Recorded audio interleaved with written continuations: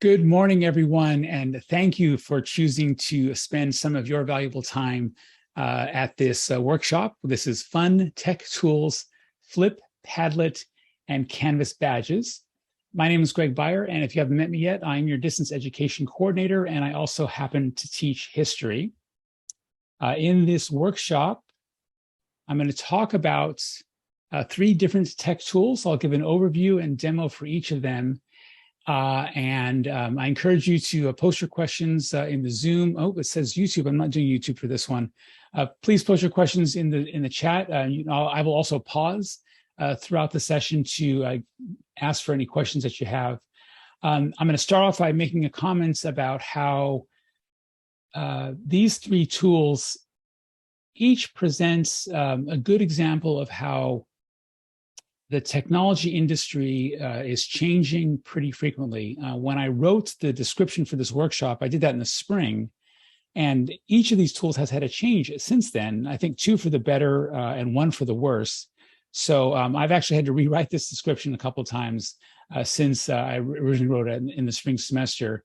And it's a good opportunity for us to practice our agility and to work on our growth mindset, because there are opportunities with each of these that in some ways weren't there before. So I'll start off with Flip.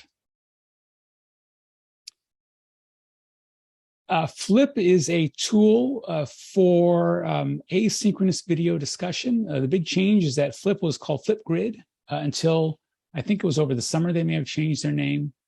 I'm excited about the future for this product. They are doing continuous developments for it. What's nice about Flip is that it is completely free. And in addition to that, or I should say, what helps it stay free and why I have confidence in its future is Flip is owned by Microsoft. Microsoft is a pretty big company. They have a lot of money and they have money to invest in stuff. So if they decide to make a play for something like they did when they purchased Flip, or when it was called Flipgrid, gives me confidence that they will be in it for the longer term. So I'm glad to know about that and to have learned about that. Flip is again an asynchronous video discussion tool, and it allows for students to be more authentic in how they participate, and for us as well, and how we participate in discussion. It has it's video centered, but it also has a couple of ways that for students who are maybe not comfortable with showing their faces, they can use mic only mode. That's one of the options that's up front. So what displays on the screen with mic only mode is there's some kind of images that are on it. But what Flip allows the user to do is, in addition to just your video, you can also add stickers and images and text and overlays and those kinds of things. So it invites more creative participation in discussion. And then you also have the option, this is the instructor's option, to allow text only. So a person could stick with typing their responses if they want to. And a couple of points I want to make, and then I'm going to go through the steps and show you the demonstration. One is that in Flip, the equivalent of what we would call a class is called a group, and the equivalent of a discussion board is called a topic. So this nomenclature, the group topic, is the same as class discussion. What's nice is if you have a graded topic, the only people who can access that are the students who are enrolled in your Canvas course. So it's like the discussion board in Canvas in that it's right, it's a controlled audience.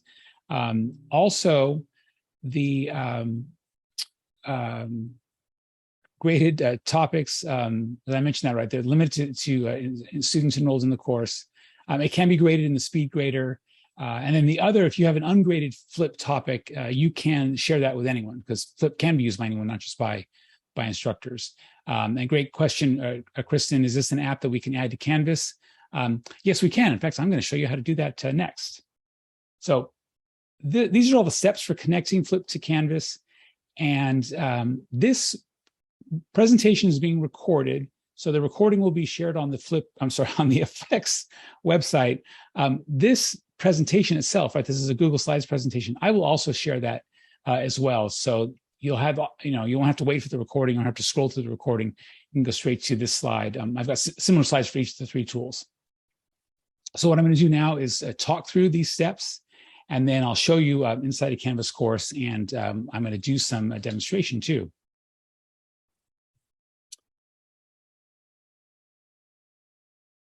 Yes, I'm going to do some demonstration too, because I want to make sure I've got my notes on that. Okay, so the left side of the page here, these are the things that we do outside of Canvas. And some of this is consistent for all 3 of these tools. You have to create your own Flip account. So that's the first thing that has to be done. Our students don't have to do this at all. It's only instructors that have to create the Flip account. And then once you create it, you can use any Microsoft or Google account to create it. You can't create it with an other email. And then once you've created it, there's a profile menu, there's a settings menu, and it's called integrations. And on the integrations page, you grab what's called the consumer key and the shared secret.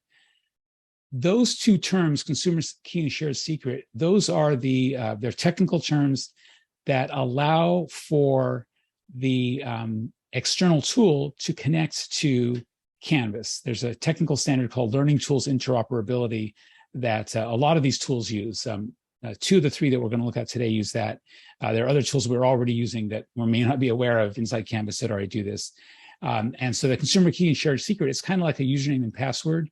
So your shared secret is going to be unique to you. And I'm going to do my best to not show you my shared secret during our presentations today. Let's see. So again, that's all stuff that we do inside Flip. And then after we've done that, the main thing is creating the user account. Then we go into Canvas. And for each Canvas course where you're going to use Flip, you have to repeat this. So unlike something like say a publisher's LTI integration, or the, what's another good example? We have, well, whatever. Turnitin is another integration, although it's slightly different. But unlike some of these other integrations, Flip is not installed, and it actually cannot be installed at the root level of a Canvas instance. For our publishers, for example, our district office staff, they maintain those integrations. And then once they install it at the root level of Canvas, it's available in every class. Flip doesn't work that way. You have to do it class by class. So if you're going to use it in a lot of classes, you'll get used to copying and pasting that consumer key and shared secret. Again, your shared secret, your consumer key is unique to you. And so you'll use the same key and secrets in all of your Canvas courses. So in each Canvas course, you go to the settings page. There's an apps tab. Flip is one of the options. You select Flip, you click the add app button. There's be a space to paste your consumer key and shared secret. And then after you've done that, Flip becomes an external tool option on the assignments page. And again, we're going to show, I'll show you all that inside our class, inside a class, excuse me. Okay, so let me come over here. And in Canvas, I'm going to go into our class here. So I'm ready to work on this. And then I'm going to open a new tab and go to Flip. So flip.com is the URL. You can see some examples there on the right, although it actually gets even better than that. The button I'm going to select is Sign Up. Before I click that, I want to reiterate, our students never have to come here, right? Students can access this directly from Canvas. From their perspective, it is integrated with Canvas. So I select the Sign Up button. It's going to ask me to pick my account I'm using. Thank you, Claudio, for posting that link. And I'll select Sign Up with Google. I use Flip already, so I'm going to try to use a Google account that hasn't used Flip yet. And when you create a new Flip account, right, it says, hello, this is great. At this stage, right, here's that plus group button, right? I could create a Flip group and I could create some Flip topics, but those would all be ungraded in Canvas. They cannot be assignments. I can, by the way, share those with anyone. So that doesn't have to be my students or students in an enrolled class. But I'm going to select the profile button and then go down to settings. And on the settings page, I'll go to integrations. And you see there, create a new Canvas integration. Great. Click add new integration. It's going to ask for a name, so I can have multiple Canvas integrations.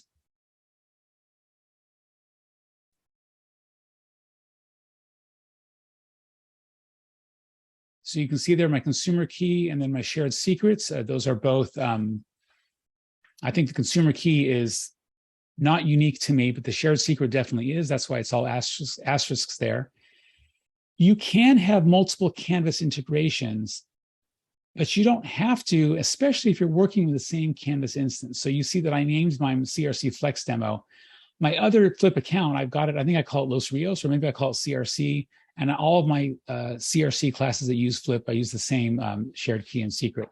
So I'm going to leave this here. Actually, I'll copy the consumer key, and I'm going to come over to my class in Canvas. Again, this step I'm about to do, I have to do in each class where I want to use Flip to do graded assignments. And on the settings page,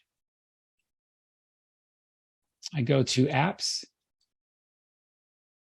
Flip is one of the options. Select that tile, select the add app button, and I get prompted for my consumer key and shared secret. So I'll paste that. And I'm going to do this off screen for my shared secret, because again, I don't want to do that accidentally. So here's shared secret. I'm going to copy it, paste it into my add app thing over there, and I'll click the add app button. And now I'm going to hopefully bring this back quickly. There was a receipt at the top of the window. I don't know if you got to see it that said the app has been added successfully. So I have added Flip. How do I know that it's been added? I can actually select the tile again, and the gray button here says installed. So I'm ready to use this in a Canvas assignment. Okay, but before I do that though, let me pause and see if you guys have any questions about that shared key consumer secret creating an account thing in Flip.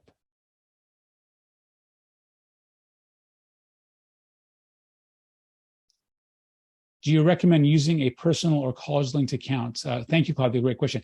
And so here's what I've done. Let's see. I'll talk you through my experience. And there's two. I'm going to answer this question. I'm sorry. Two answers to this question.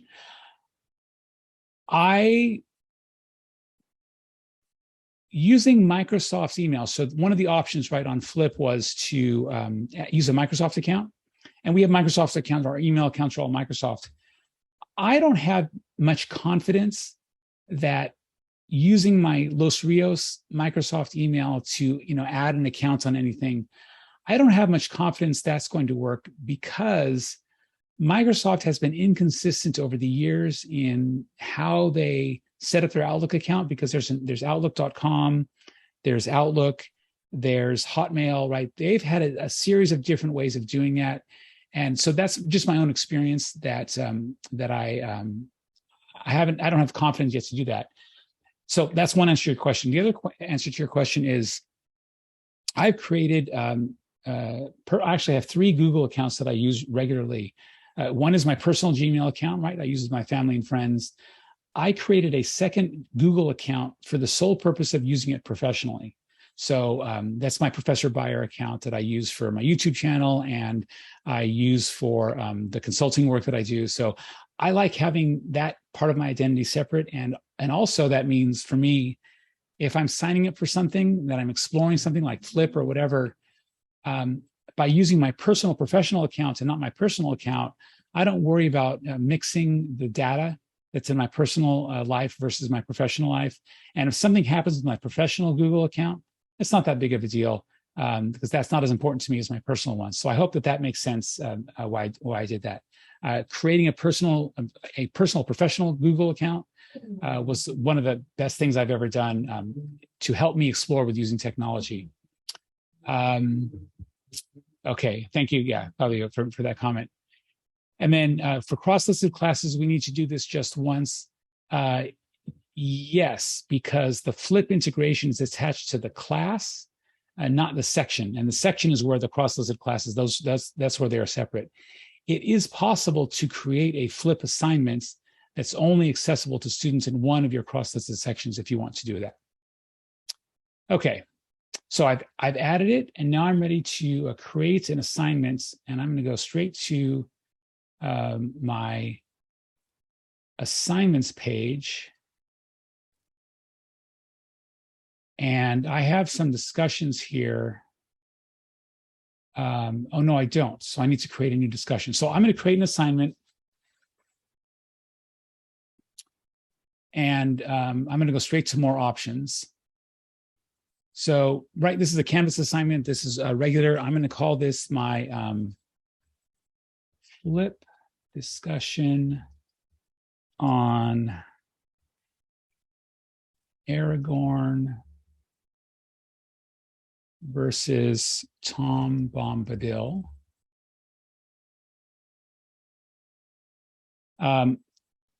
The assignment instructions, right? This is inside Canvas.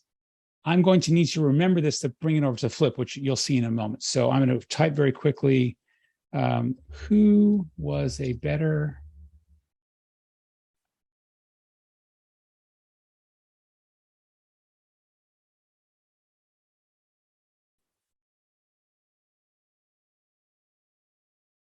Okay, so I've got a question that's going to prompt them. I'm not going to add the details, but like in any discussion assignment, right? I would tell my students, what my expectations are for their reply to the prompt, whether I have expectations for replies to classmates. I'm not going to add all that here, but that's like any other discussion. I would do those things. I'm going to make this worth 10 points. And then here's where we bring in Flip, right? So far, this is an ordinary Canvas discussion. On the submission type, it's going to be an external tool. And I can't type the Flip URL in here. I have to hit the find button and then scroll down in here to find Flip. There it is. Flip is on this list because I have added it as an external app. If I had not added the external app, Flip would not appear on this list. So I'll select Flip, select, load this tool in a new tab. That's not a bad idea. And then I'm going to hit save and publish. So this is what I see. This is what my students see. When I select this button to load this discussion, this assignment in a new window, the first time Flip asks me, do you want to create a course group? I'm going to say yes. And I've just done it. So I've created a Flip, I've created a group. Remember, group is the equivalent to class. And I've created a topic. And you can see up here, the group is called Fun Tech Tools. That's the name of my class. I've created a topic called Flip Discussion on Aragorn versus Tom Bombadil.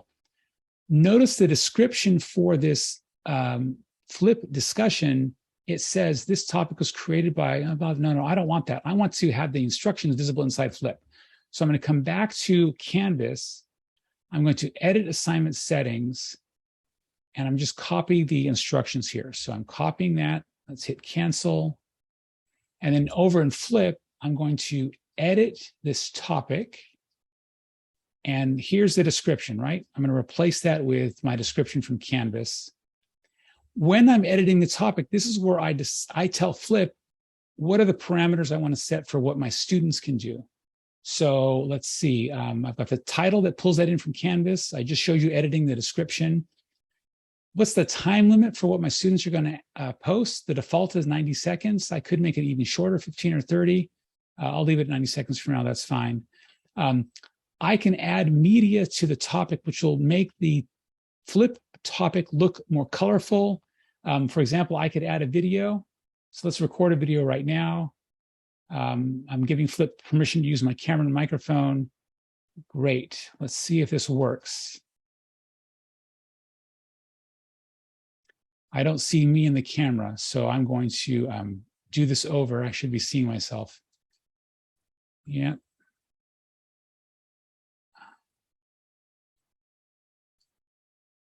Device settings, here we go. Which camera? Oh, I need to pick the correct camera. There I am. Okay, so let me talk through that mistake that I made, and so you can learn about what I just did. I'm going to close all the way out. So this is for us and for our students. When we go to add a video, You can upload a video, and I'll show you that, but I'm going to start with recording one. If I don't see myself on the screen, I select the Dr. Atkins menu up here and choose device settings. And this is where I choose to make sure I've got the correct camera and the correct microphone. I see the volume bar moving, so I know my microphone is working. So now I'm ready to record. I'm going to make this one very quick. Hey, students, this is a really important discussion. How did Frodo and company get from the Shire to Rivendell? Do you think that Tom Bombadil or Aragorn was more important to helping them make that trip successfully? I'd love to know what you think. Okay, so I just recorded something, and then I can add here's a filter. I could add stuff. Again, I could have done this before, I think. I'm going to select the next button because my point is just to do that. Students, this is a really important discussion. How did Frodo and company get from the Shire to Rivendell? Okay, so do I need to do any editing here? I don't like the end where my eyes look away, so, right. I'm just going to grab a few seconds. Let's see, I think I can trim by grabbing it. There we go. Hey, students, this is a really important. So that's good enough. Select confirm. Hey, students. That's good. Select next. Pick a cover photo. So this is what's going to appear right before. This is the thumbnail before the students watch the video. I'm going to select a frame. I don't like where my face is there. Is there a better frame here? Oh, look how excited I am right there. Yay. I'll select this frame. Perfect. Okay. All right. I'll hit submit.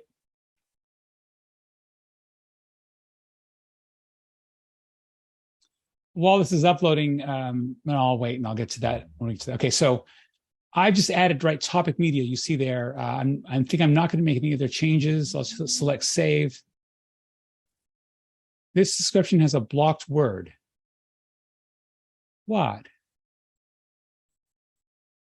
What's the blocked word? Frodo?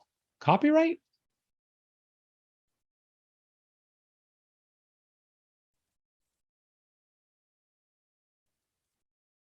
Maybe that was it. I replaced the word Frodo and it worked. So maybe that was a copyright violation. That's great. Okay. So this is all done. I've completed this. I can actually close this tab. I'm going to close the other tab. Let's refresh this page. And you know what let's do? Let's actually have Frodo do this assignment. So let me go and let's log out. And I'm going to log back in as a student.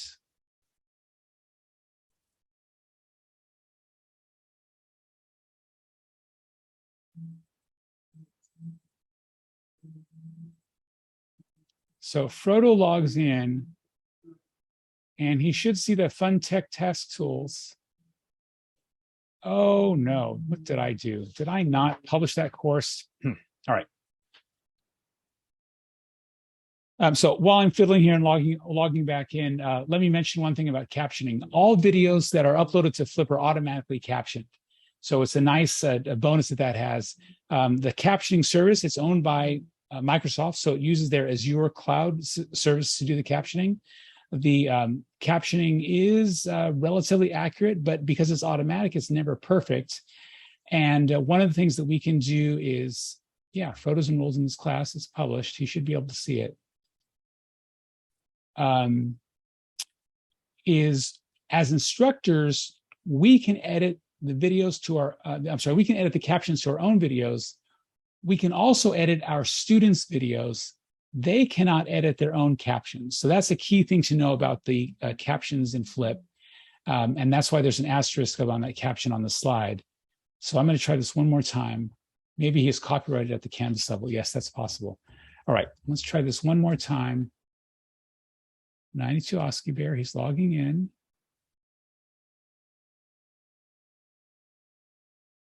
Oh, there it is. I just missed it before. Okay, so I'm doing this totally from the student's perspective now. In fact, I'm going to do one thing before I go on. I'm going to go to the Flip page, and oh, good, I'm not even logged in.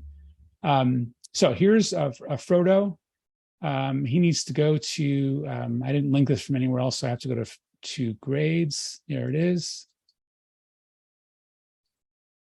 So from the student's perspective, right, they get to the assignments, they see the instructions that I put inside Canvas, they select the button to open a new window. And here's what it looks like from the student's perspective. There's my introductory video. And here the student is going to add a response. And I'm going to, yes, allow the camera again, that's fine. But instead of doing recording a video, I'm going to upload one. So a user can upload a clip, and I need to do the drag and drop thing. You've been very careless so far, Mr. Frodo Baggins. My name is Mr. Underhill. After your performance tonight, it won't matter what you call yourself. The Black Riders will know who you are by morning. They already know what you bear. Great. You've been very... I'm going to add a caption here. I'm going to say, Aragorn was a better ally. I think this will work. I could have added that as part of my thing, right? Click post to topic.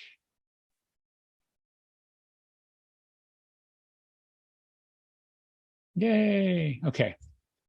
Let's close. And I'm going to log out and log back in as an instructor so we can get that perspective. Log in. Tech tools. Okay. Now, if I go back to that assignment as an instructor,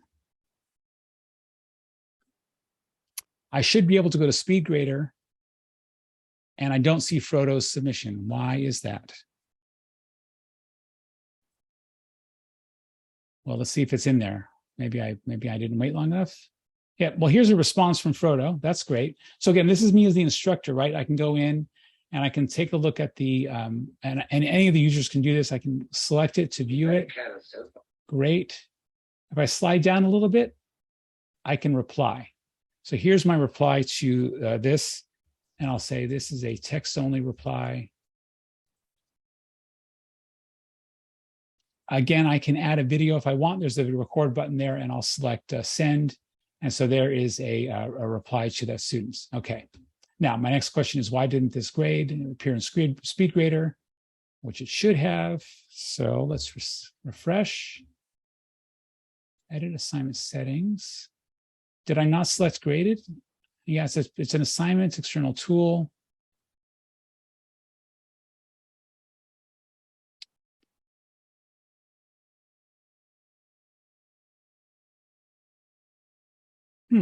That's funny because this worked last spring when I used it in an actual class.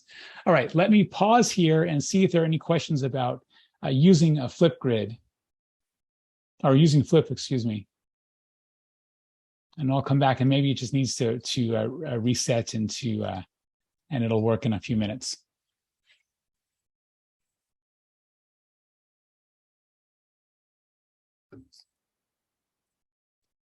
Okay. All right, I'm going to write myself a note, and that is to follow up on flip assignment, not in SpeedGrader.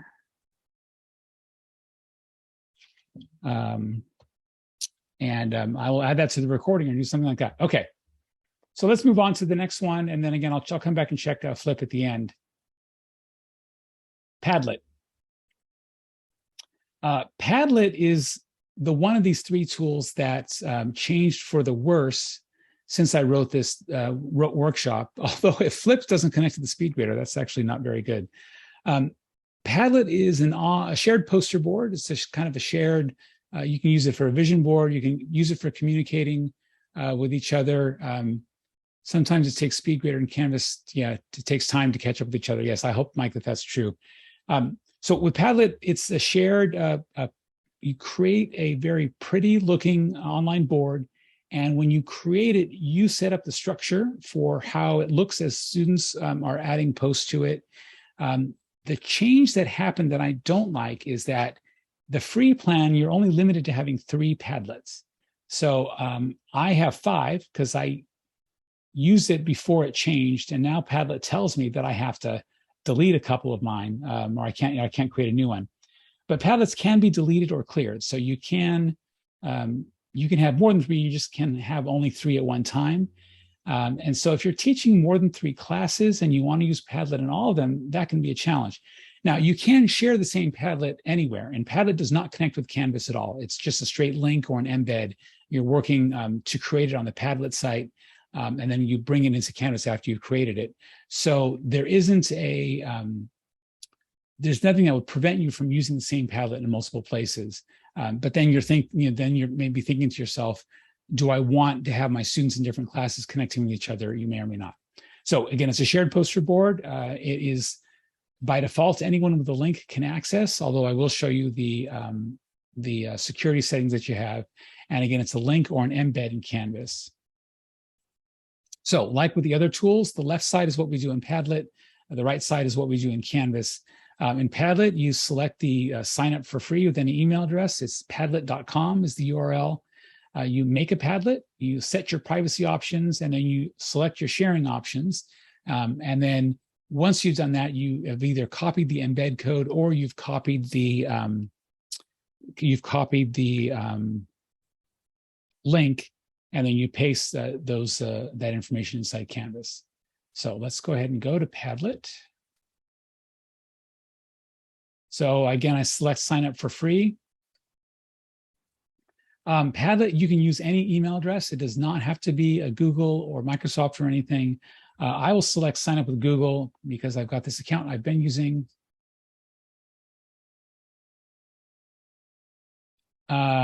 Which account do you want? So these are the cost ones, right? Here's the defaults, or the free one, I should say, which is Neon. That's the one I'm going to use.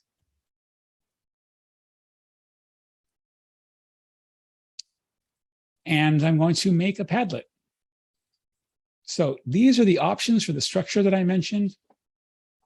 It's neat that Canvas is one of them, but has nothing to do with the learning management system.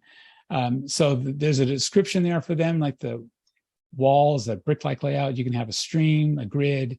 I see shelf, that's a series of columns. I'm going to try map and see what this looks like.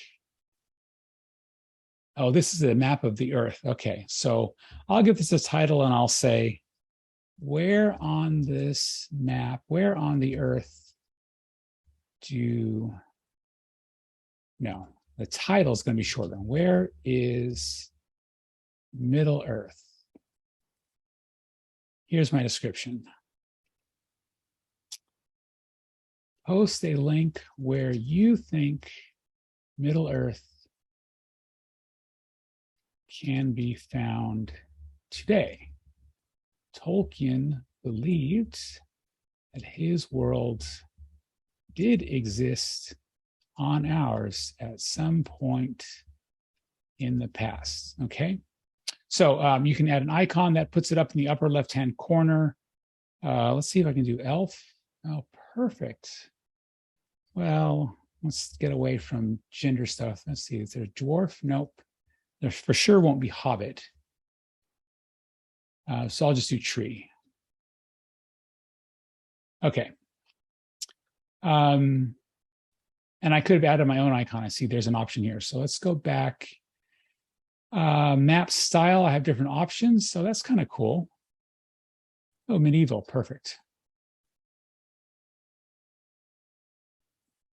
And do I want the author's names to be attributed? I can include that. Do I want my students to be able to comment on each other's posts? Sure, why not?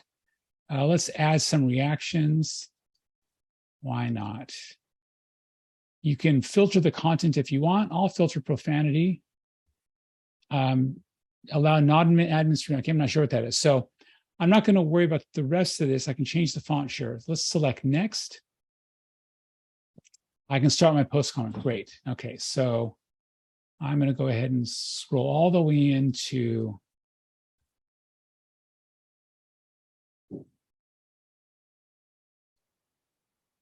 right here. Where are we at CRC? I'm going to add a post. So this is me. Pick a location, drag and drop this pin anywhere in the map. Perfect, right there. And then, oops. Here's my comment. CRC is where Middle Earth is publish. Great. And then someone can come in and like it. Oh, I can like my own comments. Super. Okay. So, right. So I've just created a Padlet. I've done a post. This is the map option, but I had those other options where I could create a series of columns. I could create a board where people just kind of post the comments and they can move them around. I haven't yet added this to Canvas. So there's a share button up here. And if I select the share button, I get the options. I recommend using the secret. That's the default privacy option, because secret allows me the freedom to limit who can access it, only people with the link. I don't want to hassle with the password, because then I got to tell my students the password and they got to remember it when they try to access it. I definitely don't want private, because then I have to specify each person who can access the Padlet. And I don't want public necessarily, because I don't want this to be found on the internet or anything. So I personally love the secret privacy option. And then visitor permissions, right? So when someone sees this, what can they do? Excuse me. Of course, I want them to write. So I'm going to keep that there. Corey asked, is this the tool that's been used to show groups brainstorm comments all in one screen? Absolutely, yeah. Yeah. And not the map option. This is my first time using map, so I decided to check it out here. Okay, now I'm ready to grab the information to post inside Canvas. And I mentioned there's a couple of ways to do it, right? There's the link, which would be the link to this Padlet. Someone could click on it. But I like the embed option. So I'm going to slide down. Here we go. Here's the embed button. And there are two different embeds that we can use with Canvas. One is to copy the entire Padlet, which is the first one here, which would take up a big portion of the screen, or we can copy what's called a preview card. I'm going to show you the full screen option, and we'll take a look at that. So I'll select copy for the code. Okay. Now I'm going to come back into Canvas, and let's go to my modules page. And I'll select this content page called Packing and Planning 1. I'll edit this. Let's provide some context. Use this Padlet to tell us where you think Middle Earth would be in real life. Okay. If I wanted to make this an assignment, I could, but it would be a non-submission assignment in Canvas, right? I would have to then look at the Padlet and then come back into the Canvas gradebook to give students feedback. I'm not going to do that in this case. I've got some instructional context for this, and then within the Canvas Rich Content Editor toolbar, select the embed option. So that's the embed here. It's the last button at the top of the toolbar. This opens up a dialog. I paste that code I just copied and then hit submit, and then hit save.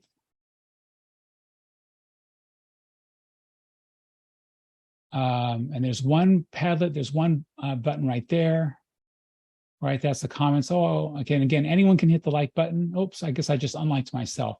But let's see what happens when Frodo sees this. So let's try this one more time with Frodo.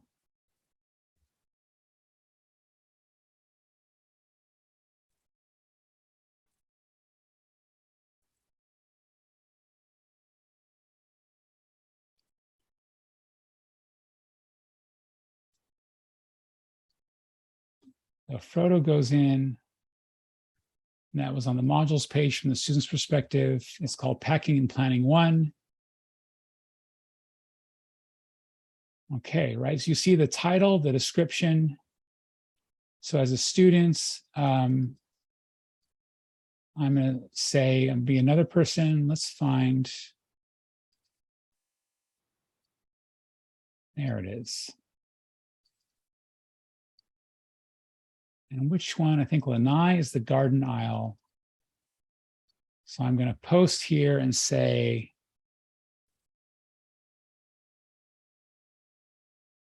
yep. Oops. Hey.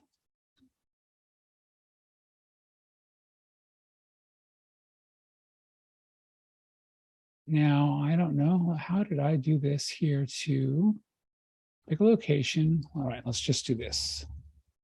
Lanai, Hawaii. There we go. The Garden Isle reminds me of Tolkien's description of the Shire.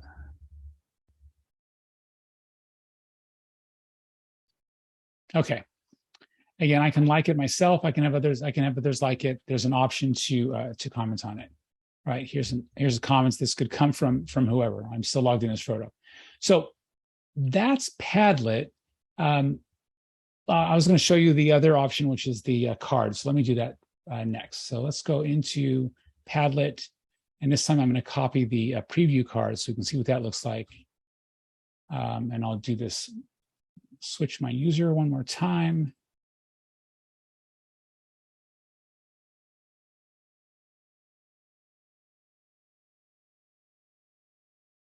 Why don't I put it on the course homepage? Insert embed code from the rich content editor. This time, this is just a preview card. You'll see that it's definitely smaller. And then I'll hit save. So that's the difference, right? Then a user would select this and then would open up in a new browser window to show the map. And you can see how I've got two different entries now, and the map tool for Padlet kind of zooms the map out far enough so that all of the entries can be seen. Okay. Let me stop with that and come back here and say, any questions about Padlet?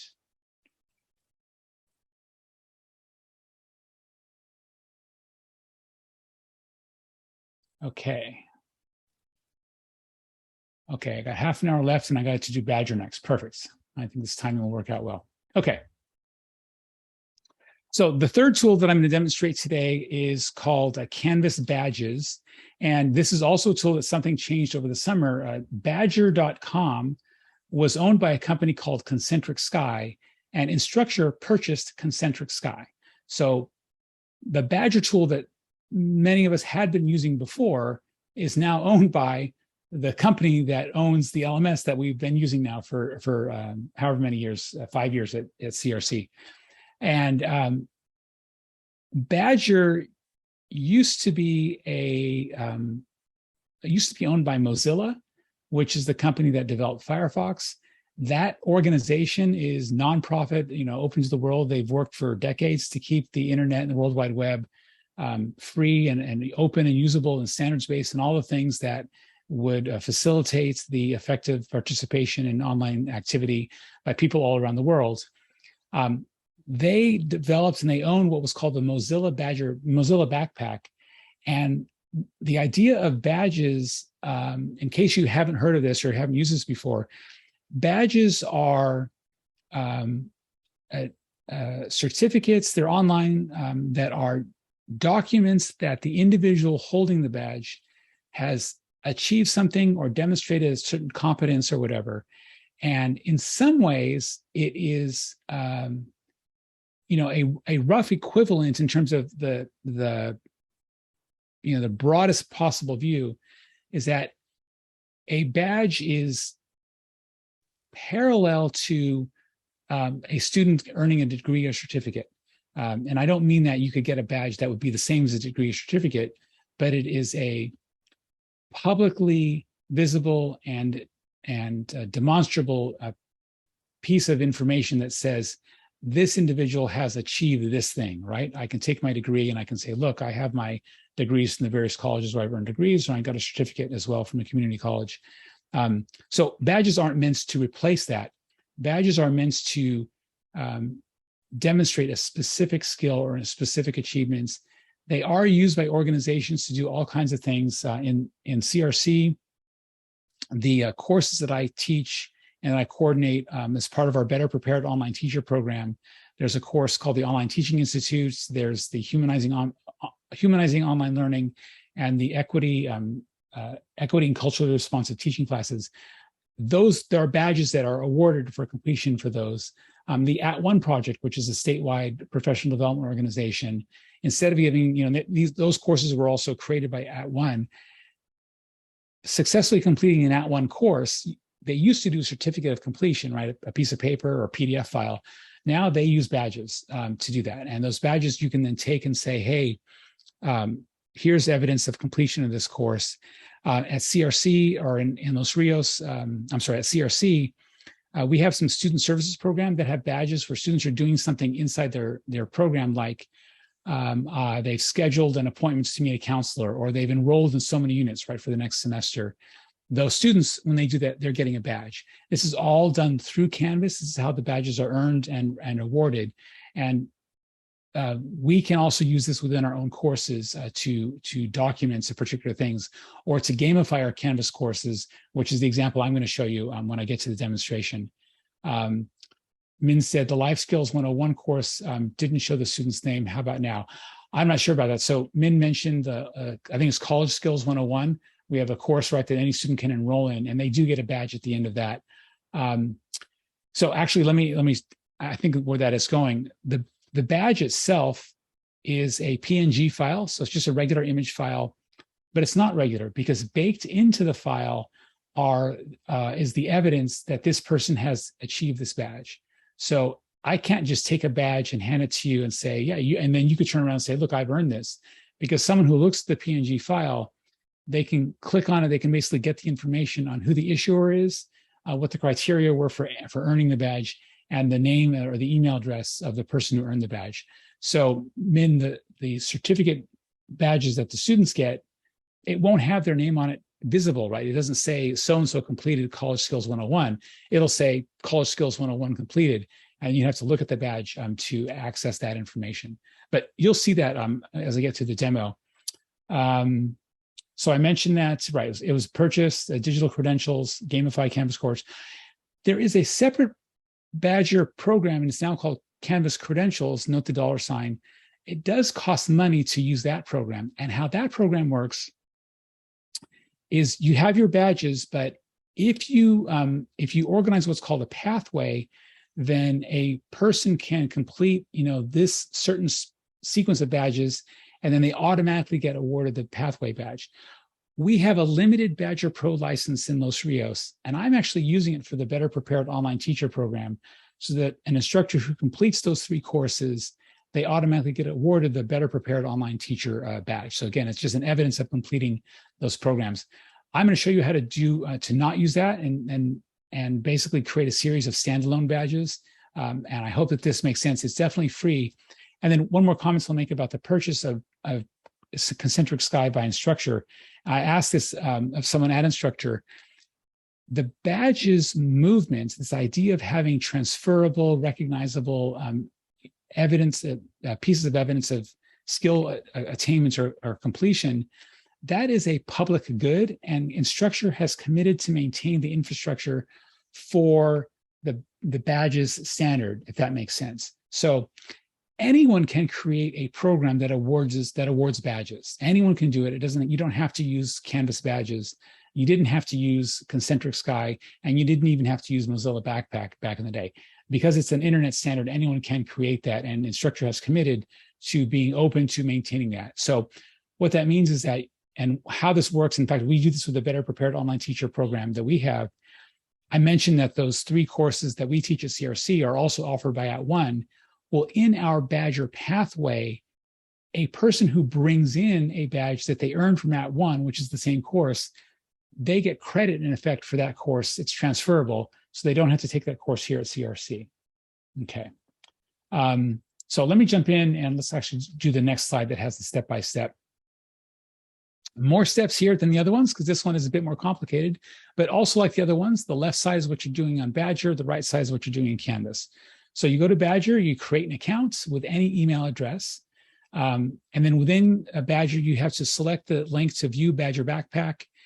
And once you create an account at badgr.com, that is your account that you would use when you earn badges. So you can earn badges, again, like I mentioned at CRC, you can earn badges in other places. But anyone who has a Badgr account can also become an issuer, which means you create badges that you then award to other people. So if you can imagine some of the risks of lots and lots of folks creating badges, and I don't mean here at CRC, I mean in the world, we have an accreditation system in the United States, and other countries have this too, right? where if someone comes to us, like they apply for a job in Los Rios, right, or they try to transfer here, they have transcripts that have been awarded by an accredited institution. So all of us who are in this this space of higher education, we respect accreditation. We admit, we accept the units. Lots of times those units can be specific requirements that the students are meeting here. When we hire people, right, we have to have accredited official transcript from an accredited institution, and it's the accrediting bodies that control access to that resource, right? They decide which institutions are allowed to award degrees and award units. So they have control over that market. With the badge ecosystem, there is no control over the market except the trust that issuers and users extend to each other, that this is a legitimate badge that was earned through legitimate work, and this is a legitimate person. So we are engaging in a tremendous and wonderful experiments in opening up access to the awarding and validation of credentials. Eddie, yes, I see you in the thing, and I was thinking about you as I was saying these things. So yes, it's like the monetary system. We trust that the folks who are doing this, and that's why with the Badgr ecosystem, and again, you'll see this in a couple of minutes, the things that the person had to do to earn this badge are explicitly baked into the badge. And the identity of the issuer is baked into the badge. And so that way, the person who is receiving the badge, right, not the person who awarded or who earned it, but when they take it in his hand to someone, the badge receiver, do they trust the badge issuer? And that's the big question in terms of adding value to this. So more like an NFT, yes. I think, yeah, that's a good way to think about it. Okay. So within a Badgr, right, we have to create an issuer, and then once you've created an issuer, the issuer has to create a badge, and then you go to your profile, privacy and security, and we're doing the consumer key and shared secret. And this is also within each course where you want to earn badges, right? You go into settings, apps, select Badgr US, add the app, and then once you do that, it automatically adds a badges link, course navigation, and select issuer. And then here's one.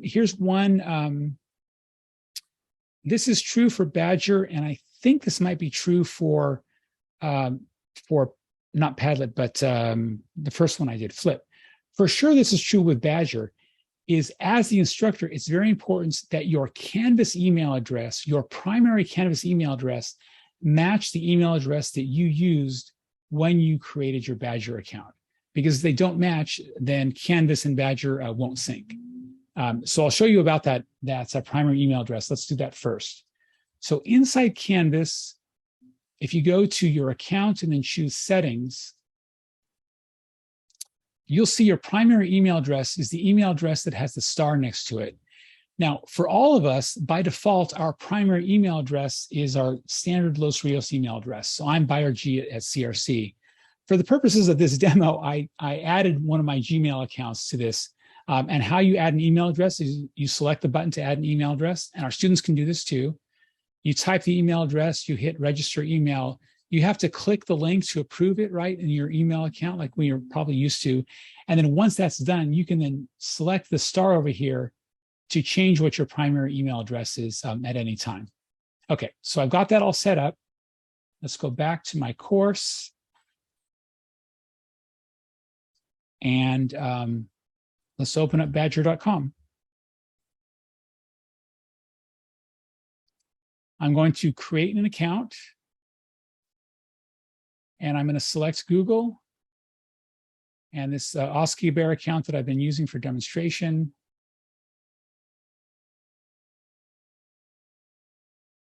Yep, agree to the terms of service. Of course I do. Remember, Badgr is now owned by Instructure. So terms of service, we've already agreed to it. And we've agreed to it on behalf of our students because we had to when we signed the contract. I've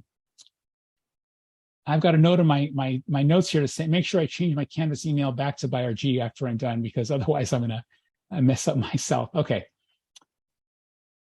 Okay, here's where I have to hide this from public view because the key and secret will be visible on the screen. So I'm going to talk through this, show it to you, and then I'm going to have to pull it out in a moment.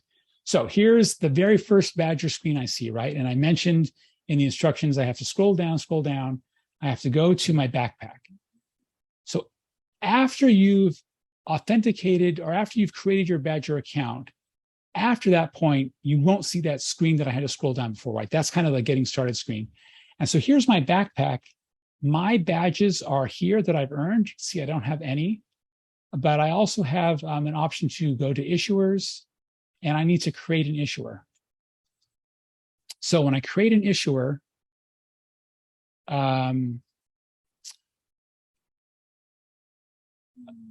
yeah, I'm actually gonna have to switch my account again because I have some demonstration badges I want to show you without going through the whole part of creating badges. Oh, let's see. I think I messed up my notes here. Okay, well, anyway, I'll go ahead and talk you through at least here, right? The issuer name, that could be you. The issuer has to have a website. And remember, the issuer information, the person who's receiving the badge, so after someone earns it, and if they want to show it to someone else, that person can click on a link and get this information that I'm typing right here. So I'm going to put my name because I'm teaching this class. What website do I want to put? I guess I could put the college website. Let's get an email address. I'm going to select the email address that I have here. Issuer description. I am a professor at Cosumnes River College. I can add a picture if I want. I'll wait because that will take more time than I don't want to take. Okay, I've agreed to the data processor end. I'm sure. I'm not going to fill out this other information. It's not required. When I select create issuer, though, Badgr is going to keep bugging me to complete my background info. I'm not worried about that right now, but I'm going to create a badge. And the badge is going to say Greg's fake badge 1. There must be an image because when a badge is issued to a student, it's a PNG file. So I can either create my own image or I can select their option here to design a badge. So they've got some neat things here. I'm just going to say, let's do a circle inside a shield. And let's do the color. That's kind of cool. All right. So here's the description. This is where it's really critical. The description of what the badge represents. A student has demonstrated critical thinking, understanding of elvish life in Middle Earth. So that's the description. Do I want this to be visible on my Badgr page? That's an option I have. And then here's the criteria. And this is where it's really important that we say, these are the tasks this user has completed and how they demonstrated the competency to earn this badge, right? So this field is where those details are. What did this person do to earn this badge? I'll select the Create Badge button. Great. It's all there. Super. Now I'm ready to add this to Canvas. So remember, I've done this. I need to go get my consumer key and LTI secrets. So I'll go to my profile, privacy and security, Canvas LTI. Once I select this button, it's going to show the consumer key and secret. So I'm going to pull it out from my screen share. And I'm going to go into my Canvas course. Again, I do this for each course. Settings, apps, badgr.us, add app. I have to paste my consumer key. And then I'm going to pull this out also so I can paste my shared secret.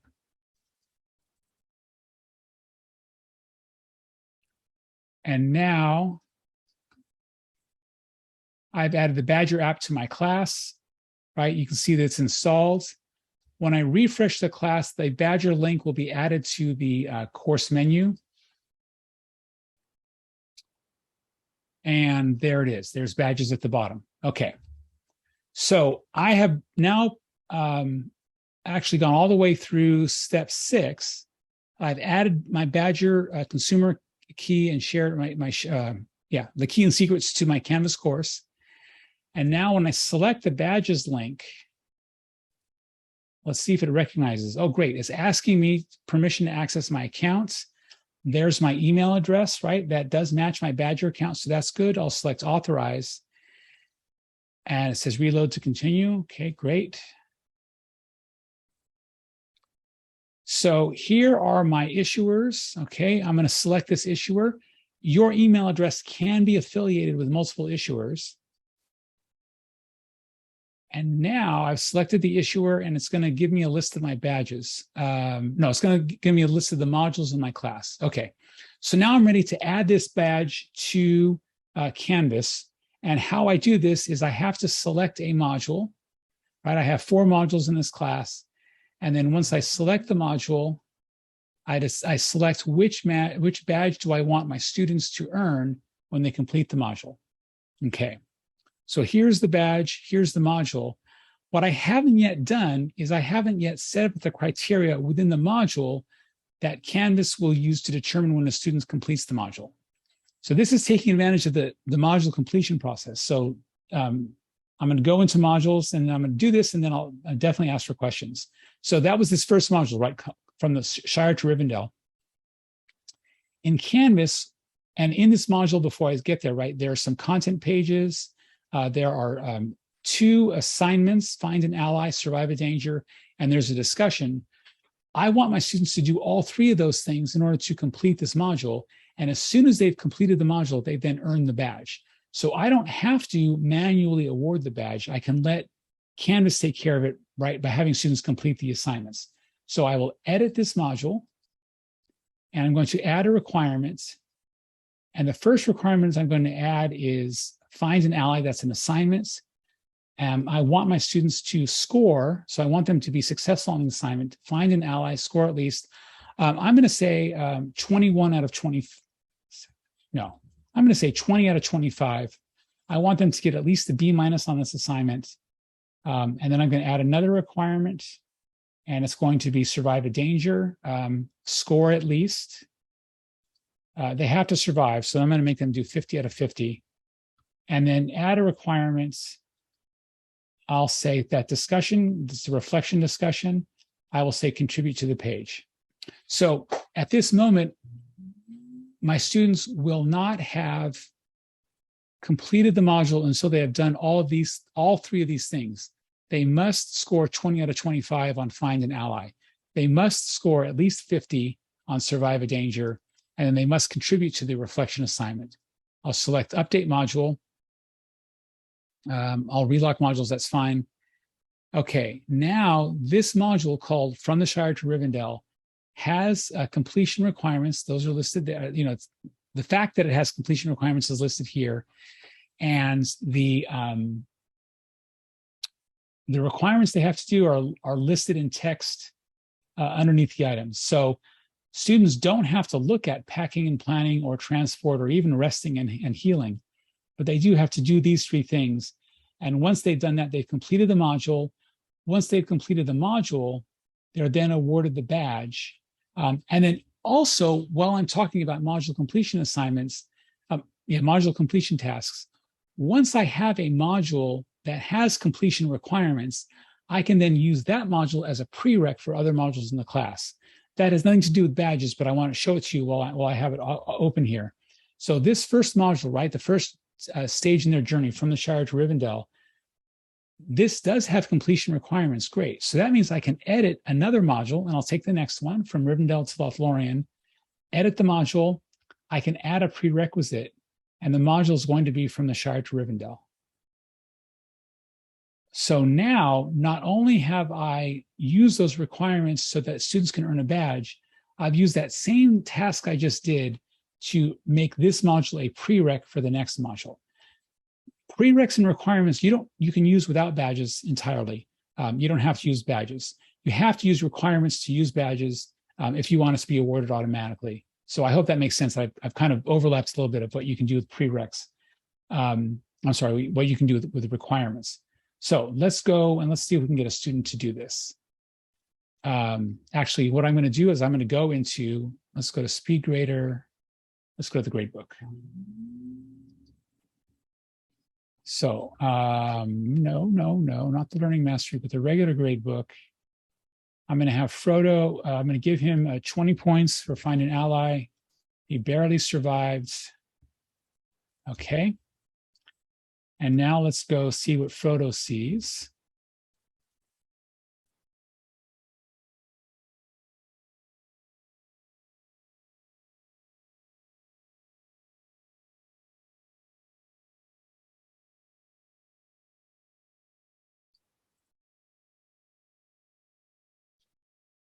So I'm Frodo as a student. I'm going to go change my email address, and I'll tell you. I know I'm going to leave it because I think I use the same email address for this user. So when this student goes to badges, what do they see? Here's your progress through the course available. Great. I haven't yet earned it, but here's the details. Right? You see the link for the criteria. There's the issuer. If I select view criteria, this opens up that badge. This is a publicly available page so that this is where the person who has received the badge understands the validation that the student has actually earned it. Okay. So let's go back here. I have to do this module here. Okay. So there's the module, right? That link takes me here. As a student, I can see I've already scored. I scored, oh, I have to contribute to this discussion. Okay. So let's go ahead and click on the discussion. Let's write a reply. And let's just put in some random Latin text here and select post reply. So as a student, if I go back to my modules page, I have done, right? I've scored at least 20 points. I've scored at least 50. I've contributed. I see the green check marks. I've completed the module. I didn't point this out earlier, but this module is now accessible to me because that was a prereq. And now if I go to the badges page as a student, I should see that I've earned the badge. And it's checking right now, boom. And now I've earned it. So now I can download this badge and I can share it with other folks to show that I've completed the first stage of the journey from the Shire to Rivendell. Okay. Let me see if you guys have questions about what I just did. And that was creating a Badgr account, creating an issuer, creating a badge, and then attaching it to Canvas.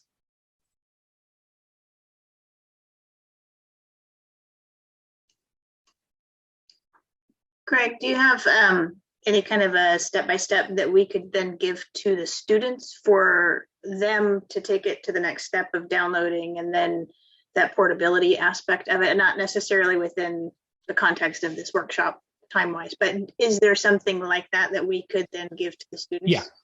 Yeah, we do. We have, I've got some step-by-step instructions created by @ONE actually for theirs that we can use and we can share with students. Oh, and by the way, and we ran into this with @ONE is that the certificates of completion, the badges that we awarded, right? There are some colleges in our state that require their faculty to take the @ONE courses before they can teach online. And we've had faculty come back to us and say, oh, they don't know what to do with this badge. I need a certificate. Our HR departments, my dean, whatever, must see a certificate. You can go to badgr.com as an end user, right? As a person who's received a badge, and you can print a certificate out of any badge. So that can be done on their own. And yes, there is instructions that I'll share. Oh, and one more thing I just thought of that I did mention in my slide is you can gamify your course. So what I could do inside this course, let's see, if I go to leaderboard, I'm still logged in as a student. Oh, it's disabled because the instructor hasn't done that.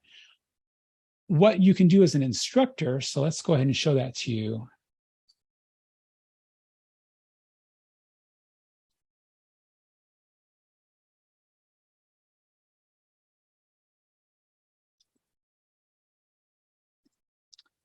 As an instructor, I have the option to enable a leaderboard.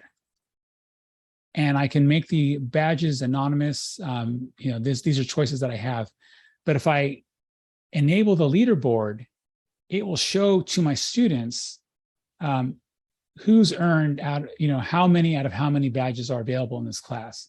So if you're interested in gamifying your course, like I could take this course and I could say, hey, students, let's pretend you guys are hobbits in the Lord of the Rings, and let's see who can get all the way from the Shire to Mount Doom the fastest. And you can make that a fun competition thing. I don't gamify my courses, but I've been to conferences and attended plenty of sessions where other faculty who do tell me their students enjoy that kind of fun competition aspect to it. So yeah, okay. Sometimes timing works out in these presentations. Any final questions about what we've talked about, Flip or Padlet or Badgr, before I hit stop in the recording? So Greg, now you have completed that, the requirement. So you got a badge, the link. So if you click the link, what does it say? Do you want to see what the link shows? Yeah, if you click the link, yeah. Yeah, so let's see, I'm logged in as a teacher. Actually, it doesn't matter. If I go to badges, and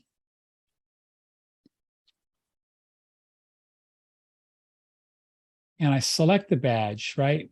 Mm-hmm. So what the recipient can do is they can go to badges and they can actually, it's right here, this link that says view criteria, right? Okay. So view criteria, this is the public view of the issuer's badge, right? That's written on the page there.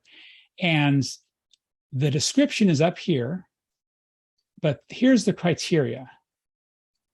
And I only wrote a few words there, but this can be as long as you need it to be. You can link out to a criteria if you got it on a separate website. So for example, actually, let me show you the,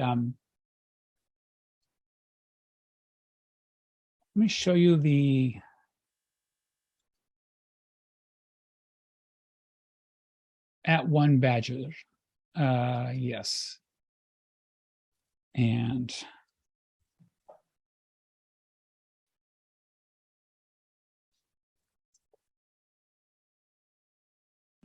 so here, for example, is the badges at CRC. No, it's here. Here's the @1 badges. I'll select one of these. And if someone were to go to a badge like Introduction to Canvas, right? Here are the criteria. So someone completed a 4-week course, approximately 40 hours, right? Here are the things that they learned how to do. Here are the assessment criteria. So if someone who receives this badge, right? So this is the HR department or a dean at a college, and they were to look at this, they would say, okay, this all makes sense. They might ask, who is the issuer? Well, the issuer is the online network of educators. Hopefully this organization has established its credentials. We're state funded by the chancellor, all that stuff. Been around for decades and doing these kinds of things. And then here's the description. This badge is awarded to the participants. Oh, and thanks for the speed grader on Flip. So let's try that. I am logged in as an instructor. I hope this isn't a bug with Flip, but we'll find out. Flip discussion, speed grader. Yeah, it's not there. So I've got a note to follow up with that, and I will include that information with the recording of this session, which I know will be added to the Flex website. And don't hesitate to contact me if you have any questions about anything or to follow up with that. I'd be happy to do that as well. All right. Well, thank you very much for choosing again to spend some of your valuable time with me in this session. I hope this was useful for you. And I will be sharing this recording, so it will be there. I'm also going to try to chunk it out so that you don't have to scroll through the whole thing to get to the parts that are interesting to you. We'll see how that goes. And have a great Flex week, the rest of it. And I hope to see you all tomorrow at Convocation.